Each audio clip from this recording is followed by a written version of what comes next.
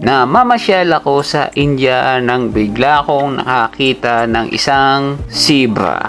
Opo, isang zebra. At ang chismis nila sa akin, pag binalatan mo ang zebra ay magiging tadan!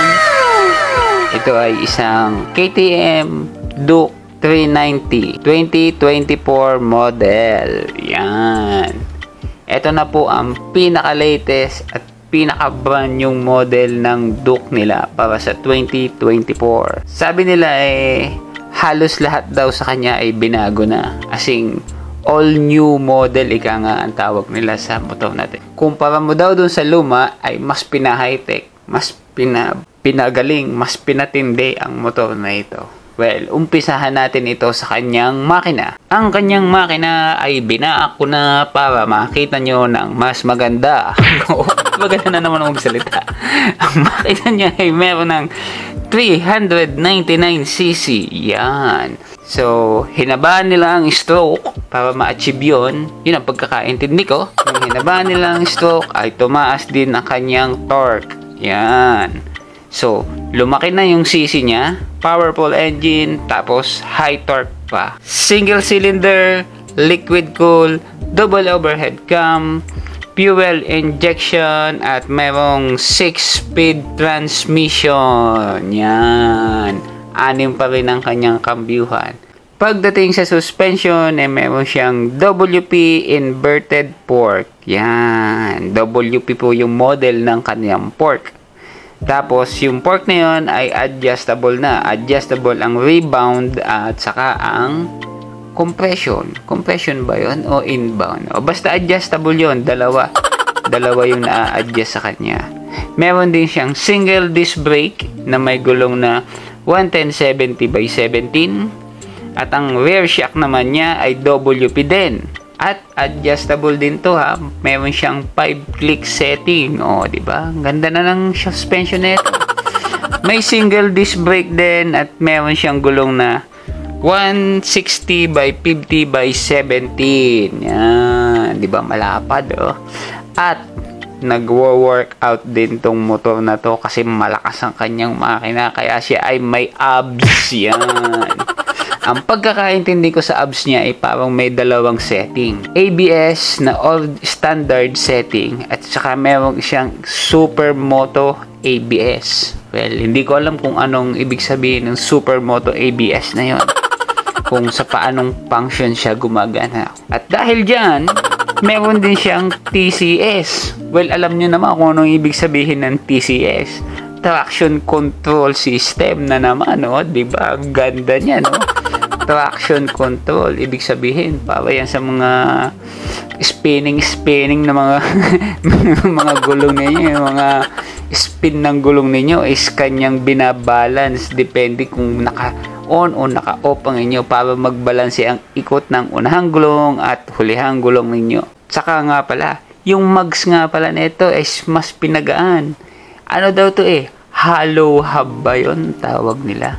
Basta ganoon, butas-butas yung mga hub niya. Kaya lighter na yung kanyang mags. Yan. Magaan siya. Tapos may malakas na makina. Well, malamang expected yun na. Super tuloy nito. Pagdating naman sa kanyang display ay mayroon siyang TFT 5-inch display. Kaya napakaliwanag at napaka-colorful ng kanyang display sa laki nito. At meron na rin siyang fully LED headlight, signal light at tail light para ikaw ay kitang-kita saan man sa kadiliman ng iyong nilalakbay. Yan. Drive-by-wire throttle. O, di ba? Bago 'yon. Para bago ba 'yon? O hindi ko ngayon ko lang na Ang drive-by-wire po ay wala na siyang kable. Kumbaga naka-wire type na yung driving niya. At dahil doon, meron na rin siyang 3 driving mode. Yung driving mode. Ano bang ibig sabihin ng 3 driving mode? Pwede mo na siyang iset ng street, which is yung normal na takbuhan. Pwede mong iset yung mode niya ng rain, na pag ikaw ay inabutan ng ulan, pwede mong gamitin yung rain. Pwede mo din siyang iset ng track, na ang ibig sabihin ay pwede mong gamitin sa race track. At hindi lang yan ang bago sa kanya. Etong motor na to ay matipid sa tanghalian. Kasi meron siyang launch control. Yan. Isa yan sa pinakabago nilang dinagdag para sa 2024 model. Meron na siyang launch control. So, paano ba ginagamit yung launch control na yan? Yan sineset mo lang na pag nakaset na yung launch control mo, bigla mo nang sinalida ay hindi ka magwiwili o kung ano mang mangyayari sa iyo. Ang andaw niya ay para magiging normal lang siyang andaw na kukontrolin niya yung pinaka-torque, kukontrolin niya yung pinaka-power, lahat kukontrolin niya para maging stabilize yung andaw mo. At dahil itong motor na to ay napakabago din ng kulay niya. Pero dadalawa. Dadalawa ang available na kulay niya. Ang kulay na available sa kanya ay ang electric orange at ang Atlantic blue. Yan.